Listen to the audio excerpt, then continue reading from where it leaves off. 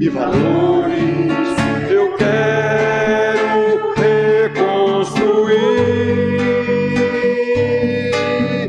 Vou regressar ao caminho, vou ver as primeiras obras, Senhor. Eu me arrependo, Senhor, me arrependo, Senhor, me arrependo, Senhor. Eu quero voltar ao primeiro amor, ao primeiro amor. Eu quero voltar a Deus. Eu quero voltar ao primeiro amor, ao primeiro amor. Eu quero voltar a Deus. Quero voltar ao início de tudo, encontrar-me contigo, Senhor. Quero rever meus conceitos e valores. Eu quero reconstruir. Vou regressar ao caminho, vou ver as primeiras obras, Senhor. Eu me arrependo, Senhor, me arrependo, Senhor, me arrependo, Senhor. Eu quero voltar ao primeiro amor, ao primeiro amor. Eu quero voltar a Deus. Eu quero voltar ao primeiro amor, ao primeiro amor. Eu quero voltar a Deus.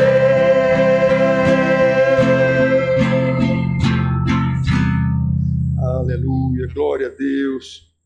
Esse voltar a Deus, irmãos, é Deus nos criou, Ele nos fez a sua imagem e semelhança, mas nós nos afastamos por causa do pecado.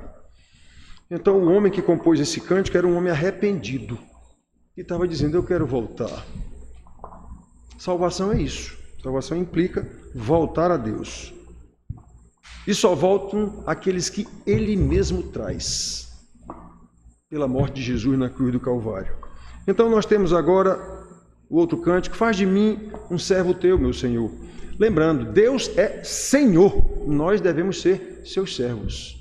As igrejas, infelizmente, da forma como eles pregam e ensinam, Deus é que é nosso servo para nos abençoar. Basta a gente ir para uma reunião de oração e orar que está resolvido o problema. É isso que as igrejas ensinam. Está errado isso. Deus é Senhor. Então nós temos...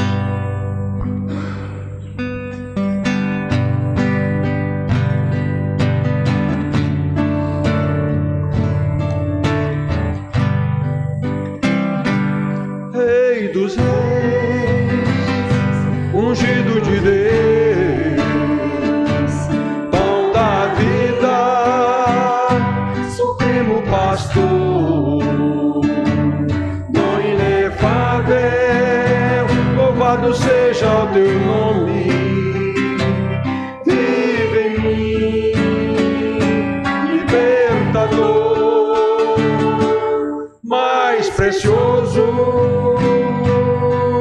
do que pérolas, mais adiante do que o sol, brilha em mim a luz da esperança. Elevo a Deus a minha voz, glória a Deus.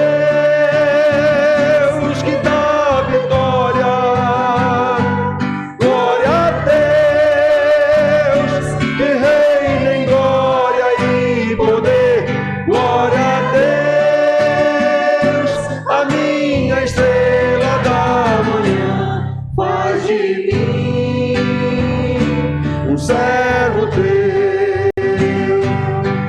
faz de mim um servo teu. Glória a Deus, glória a Deus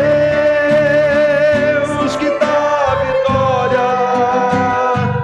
Glória a Deus que reina em glória e poder. Glória a Deus, a minha estrela da manhã. Faz de mim um servo teu.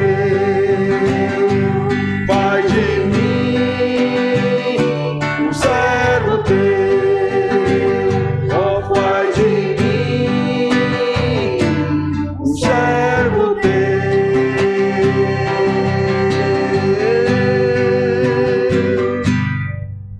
Amém, amém e amém. Sandra, vamos orar? Senhor Deus, nosso Pai, estamos alegres, Senhor, por estarmos aqui na nossa casa. É a casa que o Senhor nos acolhe, Pai, congregando com os nossos irmãos, Senhor.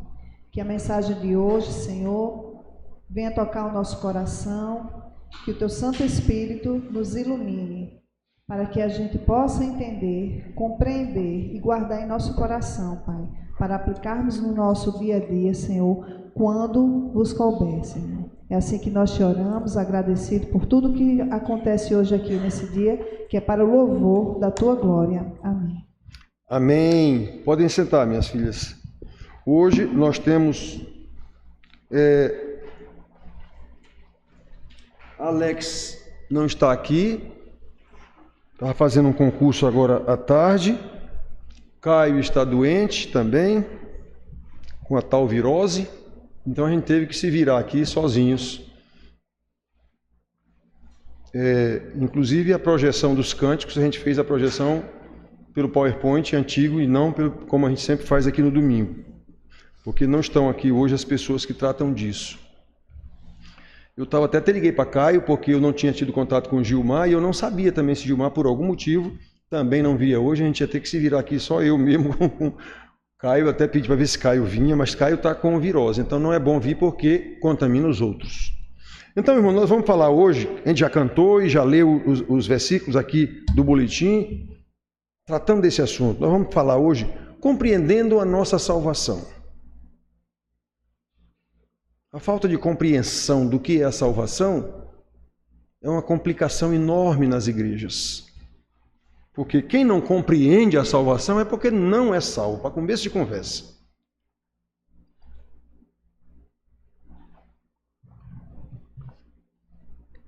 A quem Deus salva, ele se revela. Então essa pessoa sabe que foi salva e a partir daí ele vai buscar compreender cada vez mais essa salvação, vai buscar conhecer cada vez mais o Senhor que o criou e o salvou. É assim que funciona, é assim que está na Bíblia. Então nós vamos ler só um versículo pequeno de Lucas, palavra do Senhor Jesus, no capítulo 19, o versículo 10.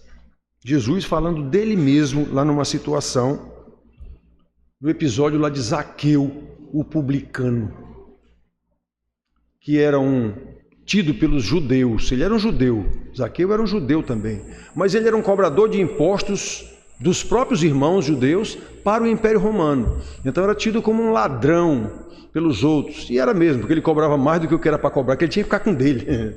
Ele tinha que ficar com o dele. Então, ele cobrava mais do que o imposto romano cobrava para ele poder ficar com a parte dele. Então, ele era tido e odiado pelos outros judeus. E ele foi convertido.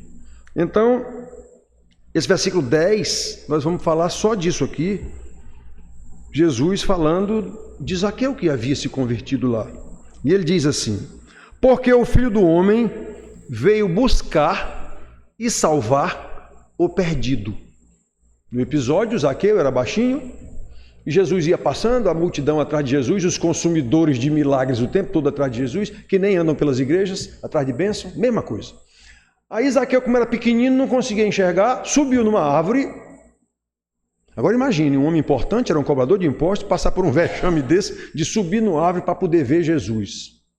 Aí Jesus, quando foi passando por baixo, disse: Zaqueu, desce daí, que importa que eu hoje sei lá na tua casa. Eu vou comer contigo lá na tua casa.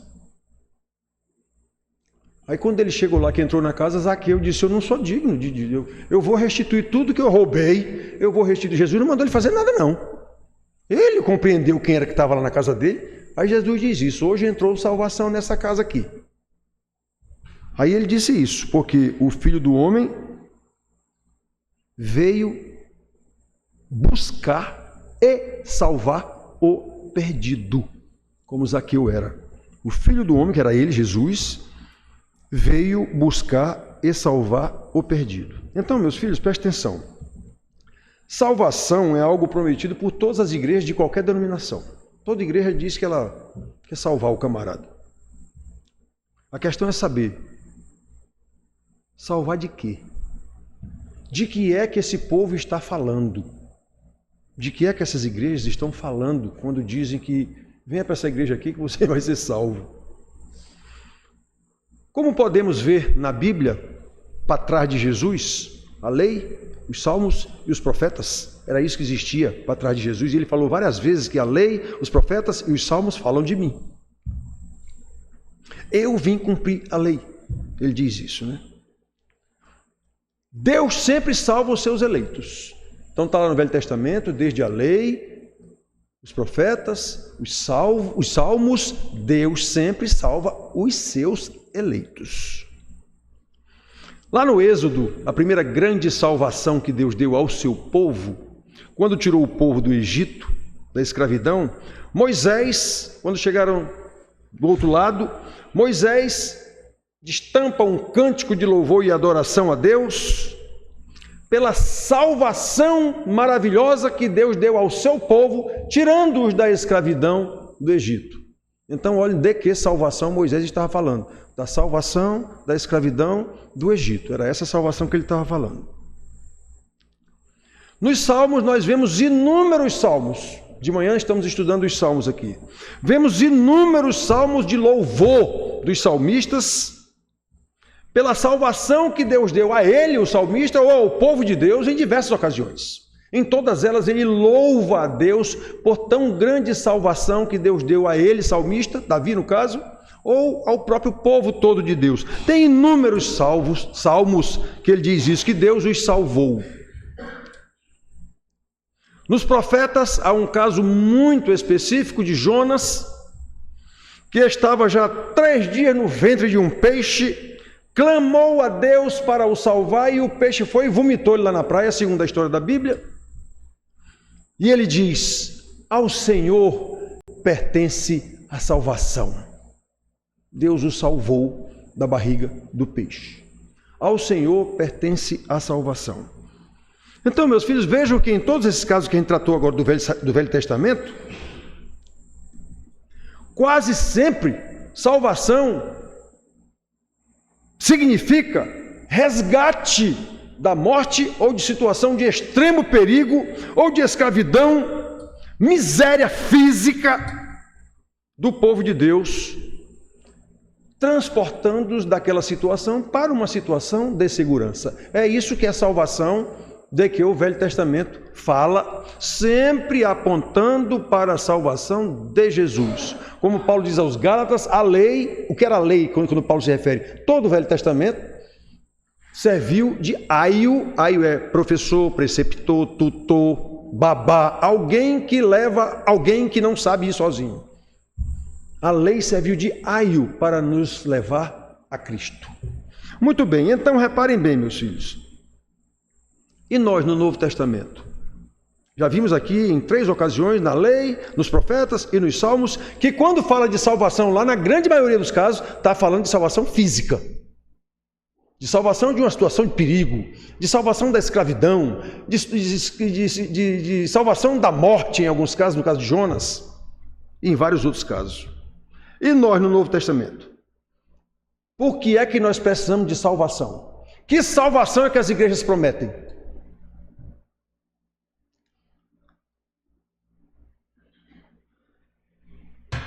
De que nós precisamos ser salvos? Segundo o versículo que nós lemos, Lucas 10, precisamos ser salvos da perdição. Porque o Filho do Homem veio buscar e salvar o perdido. O que é que isso quer dizer, esse perdido? Afastado de Deus, condenado ao inferno.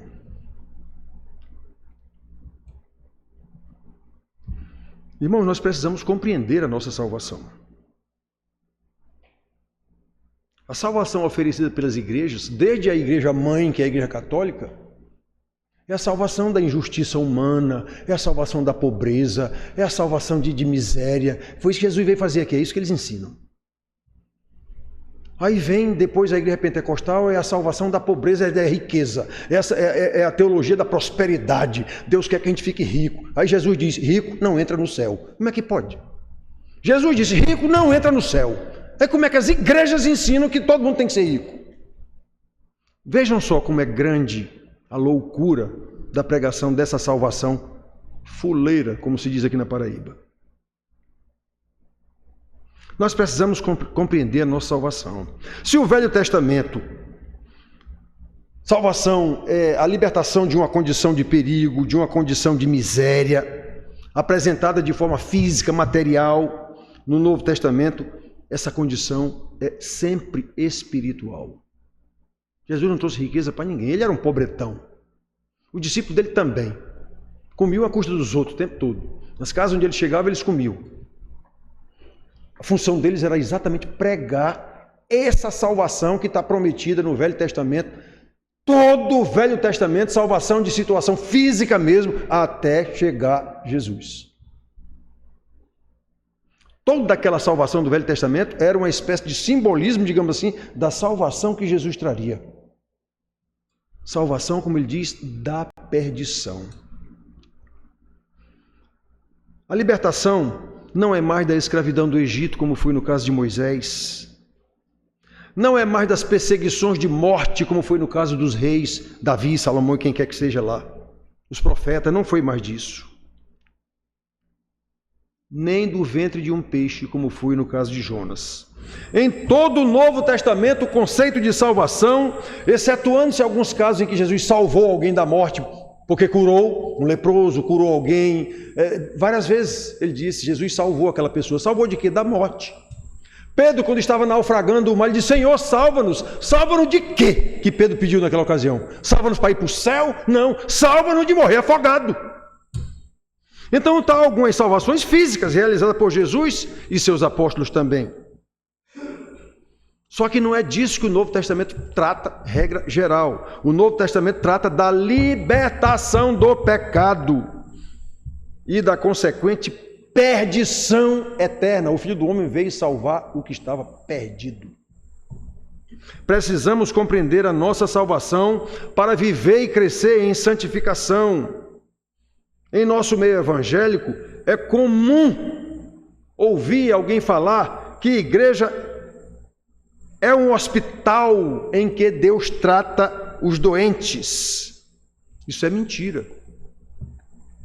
O problema dessa afirmação está no fato de se considerar uma suposta salvação circunstancial daquela situação que a pessoa está vivendo. Totalmente desacompanhada essa salvação, totalmente desacompanhada de santificação. Então não houve salvação nenhuma. Nada que a pessoa saia daqui toda bacana, o pastor orou por ele, não sei o quê, ele sai daqui satisfeito, o cérebro dele providencia tudo isso, sai daqui satisfeito. Mudou a vida dele? Não. É por isso que tais pessoas buscam pastores e igrejas que curam a ferida superficialmente, e a Bíblia diz exatamente isso. Esses pastores falsos estão curando o meu povo superficialmente. Desde os profetas do Velho Testamento está escrito desse jeito.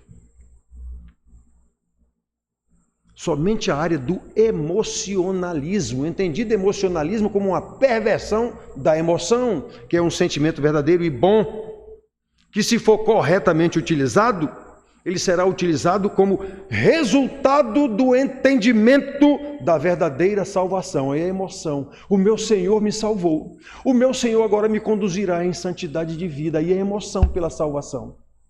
Emocionalismo é: eu estou cheio de problema. Eu vou para uma igreja para o pastor orar por mim, para não sei quem, para coisa desse tipo. Isso é emocionalismo. Igreja não é hospital desse tipo de gente, coisa nenhuma. Quem resolve esse tipo de coisa é psicólogo.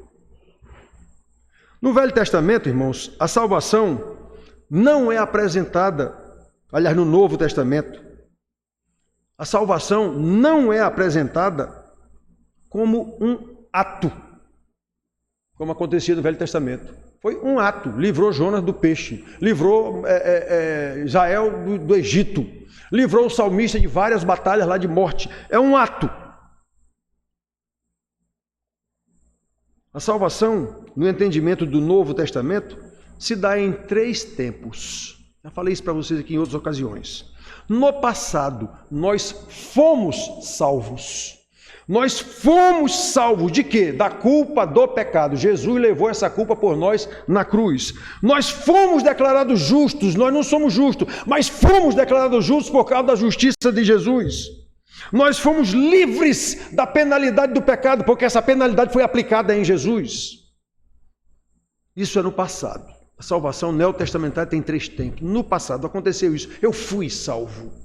Eu fui liberto. Eu fui justificado.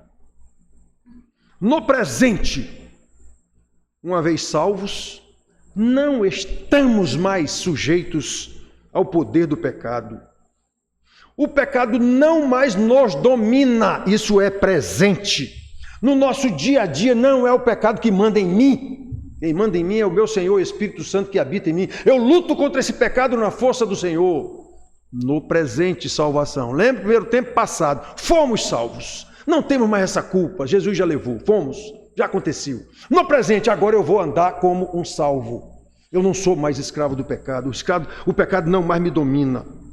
E um terceiro tempo no futuro, que é a esperança da vinda de Jesus. A presença do pecado nas nossas vidas tem seus dias contados. Jesus virá, e quando ele vier, nem a lembrança do pecado estará mais na nossa cabeça, nem mesmo uma triste recordação de quem nós fomos, não existe mais. Por quê? Porque estaremos com o Senhor na sua glória eterna. Lembrem, salvação de 3 tempos. Fomos salvos, continuamos sendo salvos agora no dia a dia, e seremos salvos plenamente e eternamente no dia que Jesus vier nos buscar. Essa é a salvação do Novo Testamento.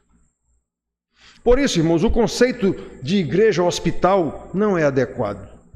Considerando que nesse tipo de igreja, os doentes buscam e recebem um tratamento superficial, sempre centrado em suas carências emocionais, egoístas e egocêntricas. Ele quer saber dele, quer saber de resolver o seu problema. E as igrejas dão asas à imaginação dessas pessoas que pensam que são crentes, que pensam que Deus é seu servo e que está aí para resolver os problemas dele mesmo. Que tristeza. Que tristeza, irmãos. Então, antes de imaginar uma igreja como um hospital, coisa nenhuma, a igreja precisa ser vista, sim, como uma central de nutrição, mas nutrição de santidade para uma vida espiritual, crescimento espiritual, no qual os irmãos serão edificados no poder do Espírito Santo, edificados mutuamente através da doutrina da Bíblia, a doutrina dos apóstolos, como está escrito lá em Atos 2,42, que depois que foi feita a igreja, eles perseveravam na doutrina dos apóstolos, na comunhão, nas orações e no partir do pão. A partir da doutrina dos apóstolos, a partir do conhecimento de quem é você, quem é Deus, quem você era, quem você é hoje. Sem isso não houve conversão, coisa nenhuma. Aí a igreja tem que ser realmente hospital para tratar de doentes emocionais. Não funciona assim. Precisamos compreender a nossa salvação. Aqueles que foram salvos pela graça do nosso Senhor Jesus realmente foram salvos de quê? Da ira de Deus, que caiu sobre o próprio Filho na cruz do Calvário. Como podemos ler em Romanos capítulo 5, versículos 8 e 9, que diz o seguinte: mas Deus prova o seu próprio amor para conosco, pelo fato de ter Cristo morrido em nosso lugar, morrido por nós, sendo nós pecadores. Logo, muito mais agora, sendo justificados com a justiça do justo Jesus, pelo seu sangue, seremos salvos da ira de Deus. Quer dizer, fomos salvos continuamos sendo salvos no dia a dia e seremos salvos no dia da glorificação.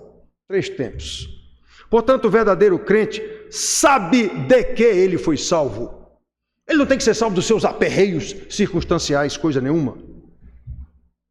Não foi de uma escravidão humana, como no caso de Moisés lá do Egito. Não foi de um perigo físico, no caso de guerra, como era o caso dos salmistas. Não foi de um perigo de morte iminente, já dentro de um peixe, como foi Jonas.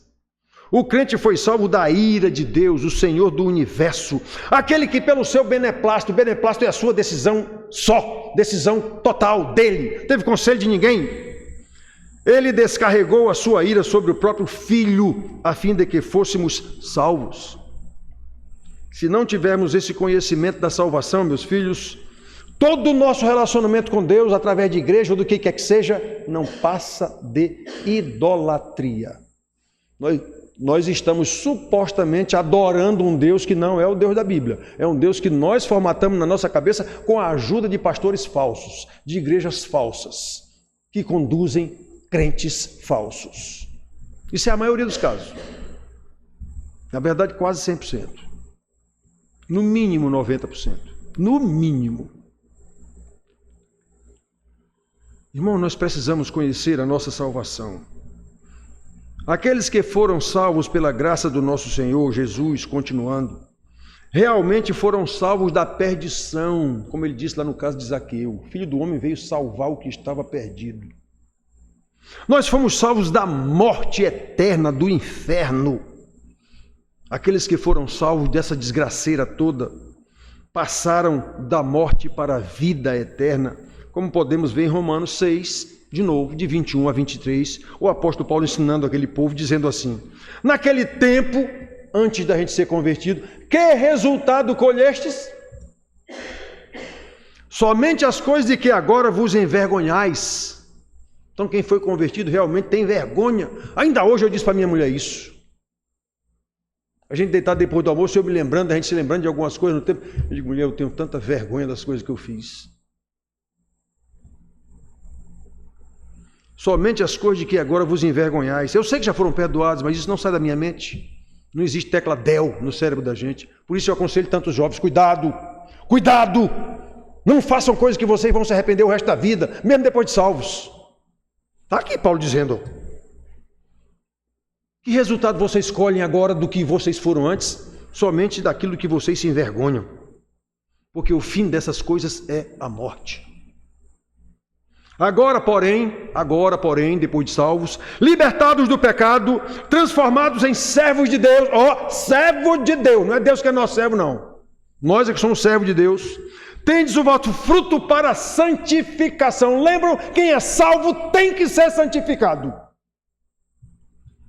E por fim, a vida eterna, quando Jesus vier nos buscar. Aqui tem os 3 tempos. Vocês foram salvos, agora vocês já são salvos. Só que vocês têm que continuar sendo salvos pela santificação até o dia em que Jesus vier vos buscar para a glorificação futuro. Porque o salário do pecado é a morte, mas o dom gratuito de Deus é a vida eterna em Cristo Jesus. Romanos 6, 21 a 23. Os irmãos percebem a mudança radical consumada na salvação? Passamos da morte para a vida. E não apenas da doença para a saúde física ou psíquica, como muitos buscam nas igrejas. Passamos da vida mundana com as suas paixões infames, inclusive, das quais agora nos envergonhamos, coisa que nós fizemos para trás, que a gente se envergonha, como Paulo diz, para uma vida de santidade, transformados em servos de Deus, herdeiros da vida eterna em Cristo Jesus. Se não tivermos esse conhecimento da salvação, todo o nosso relacionamento com Deus nas igrejas fajutas não passa de idolatria, seja qual for a igreja. Precisamos compreender a nossa salvação, meus irmãos. Aqueles que foram salvos pela graça do nosso Senhor Jesus Cristo, realmente foram salvos do domínio do pecado, como podemos ver de novo em Romanos, essa carta é lindíssima. 6 de novo, capítulo 14 ao 18, mas eu vou ler só um pedaço. Porque o pecado não terá domínio sobre vós. Porque vocês foram libertos do pecado. E vocês foram feitos servos de justiça. Esse justiça é a vontade de Deus. Não é justiça do cabeça careca lá não. É justiça de Deus. É fazer a coisa certa, como Deus mandou. É isso que a Bíblia chama de justiça. Portanto, irmãos, não é possível um salvo viver dominado pelo pecado. Não é possível. Não é possível um salvo viver dominado pela opressão demoníaca. Nós estamos estudando aqui nas lições de segunda e quinta, até entramos em recesso esse final de mês. Estou ensinando para os irmãos aqui quem é Satanás e seus demônios, segundo a Bíblia ensina. Que bichos são esses? Nós temos mostrado para os irmãos aqui. Um verdadeiro crente não pode viver oprimido por demônios, e a gente vê isso dentro da igreja, aqui nessa. Pessoas oprimidas por demônios. Quem são demônios? Espíritos malignos, que fazem o irmão dormir na hora da pregação sem ter sono nenhum. Mas o irmão não consegue. Isso é opressão, o nome disso. Termina a pregação, pronto, o homem se acorda que nem lembra que ele estava dormindo na pregação. Pois é, isso é opressão, o nome disso. Certo? Os irmãos precisam saber disso. Opressão de pessoas. Sabe, conhecemos essa história em nossas casas. Marido que oprime sua esposa e seus filhos, isso é demoníaco. Mulher que oprime seu marido, mais forte do que ele, oprime seu marido e seus filhos, isso é demoníaco. Filhos rebeldes que jogam os pai e a mãe contra a parede e mandam nos pais e na mãe, isso é demoníaco. Todo mundo conhece essas histórias aqui. Aqueles que realmente foram salvos pela graça de Deus, como nós lemos agora aqui, não são mais escravos do pecado, agora eles foram feitos servos da justiça. Lemos agora aqui. Servos de justiça e não servos de demônios. As pessoas têm medo de demônio porque a Igreja Católica inventou que demônio é um bicho chifrudo com rabo, não sei de quê. Não. Ele é simplesmente um espírito do mal que vive para oprimir as pessoas, para não se achegarem a Deus. É essa a função deles. Não tem nada de feio neles, coisa nenhuma, não. São anjos que nunca deixaram de ser anjo, não. Apenas tomaram outro nome. Espíritos malignos. Mas não deixaram de ser anjo, não. Tem o mesmo poder que eles tinham, inclusive. No último dia, Jesus lançará todos eles e seus seguidores, aqueles que foram na conversa deles, todos eles serão lançados no inferno. É isso que está escrito na Bíblia. Portanto, irmãos, quem agora é servo de justiça, não pode mais continuar sob o domínio do pecado. Se não tivermos conhecimento da salvação, todo o nosso relacionamento com Deus estará equivocado e a tal suposta adoração não passa de idolatria. Precisamos conhecer a nossa salvação. Aqueles que foram salvos conhecem o seu Deus, o seu Salvador. Aqueles que foram salvos sabem que Deus é Senhor do universo e que os amou desde a eternidade. Aqueles que foram salvos sabem que Deus os adotou como filhos em Cristo Jesus, no momento em que os justificou com a justiça do justo Jesus na cruz do Calvário. Eles sabem disso e que agora, no poder do Espírito Santo, que Jesus disse: eu volto para o Pai, mas mandarei o meu Espírito para ficar com vocês, até que eu volte. Quem foi salvo sabe disso. Quem foi salvo é conduzido pelo Espírito Santo num processo de santificação presente nesta vida até o dia da glorificação no futuro. Precisamos compreender que a salvação é um dom, uma dádiva maravilhosa de Deus, que envolve todo um processo contínuo de santificação que ainda está em curso. Fomos salvos, continuamos sendo salvos na santificação, seremos salvos na glorificação. Um dia seremos como Jesus em corpo, em caráter moral e santidade, como ensina o apóstolo João. Amados, agora somos filhos de Deus. Esse agora é depois da conversão. E ainda não se manifestou o que haveremos de ser. Está vendo? Nós fomos salvos, agora continuamos sendo salvos e seremos, como ele diz aqui. Ainda não se manifestou o que haveremos de ser. Por quê? Sabemos que quando ele se manifestar, o que ele quer dizer com isso? Quando Jesus vier de novo, seremos semelhante a ele, porque haveremos de vê-lo como ele é. 1 João 3,2. É isso, meus queridos, que é a nossa maravilhosa salvação. E no desenvolvimento dessa maravilha em curso, está em andamento, para ser semelhantes a Jesus, para vê-lo como ele é, como lemos agora João dizendo aqui, precisamos compreender, obviamente, a nossa salvação. Não como algo que nos satisfaz circunstancialmente.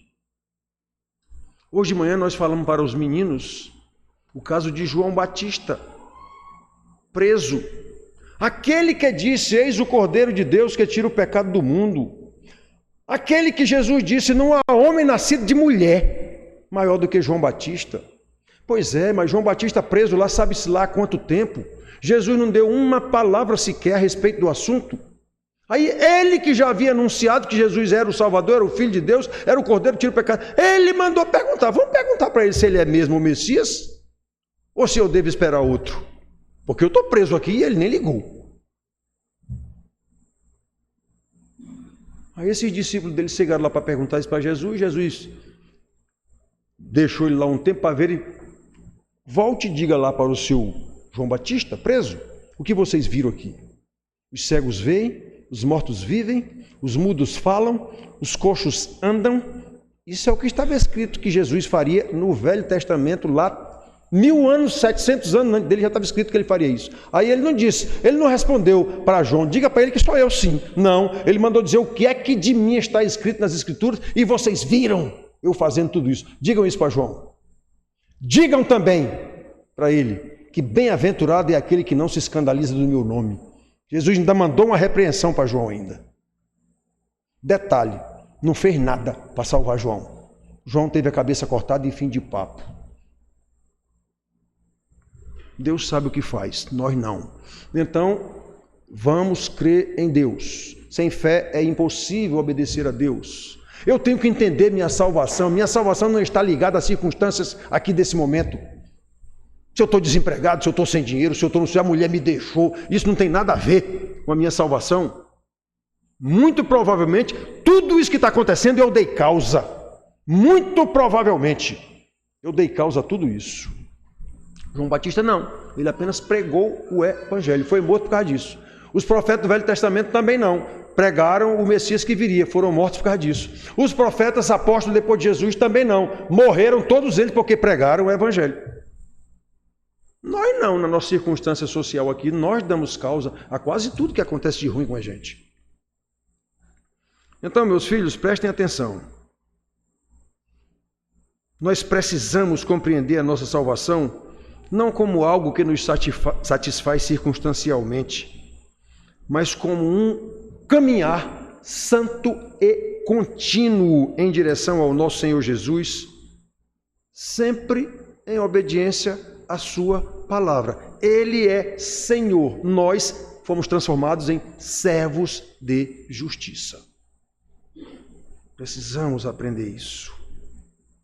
Por isso a nossa oração e a minha luta para ensinar vocês aqui o tempo todo, clamando que Deus nos conceda a sua graça, a fim de que, de acordo com a sua palavra, vivamos como salvos, em processo de santificação contínua, para que o seu nome seja louvado em nós e através de nós, primeiramente nas nossas casas, com as nossas esposas, maridos, filhos, empregados, vizinhos, o que for, nosso local de trabalho, faculdade, que é a porta do inferno. Ali a gente tem que mostrar quem nós somos, crentes, para que Deus seja louvado em nós e através de nós, desde agora, Fomos salvos, continuamos sendo salvos nesse agora, no meu caminhar nesse mundo, até o dia em que Ele vier nos buscar, quando seremos salvos definitivamente para viver na glória do Pai. Que Deus seja louvado. Amém.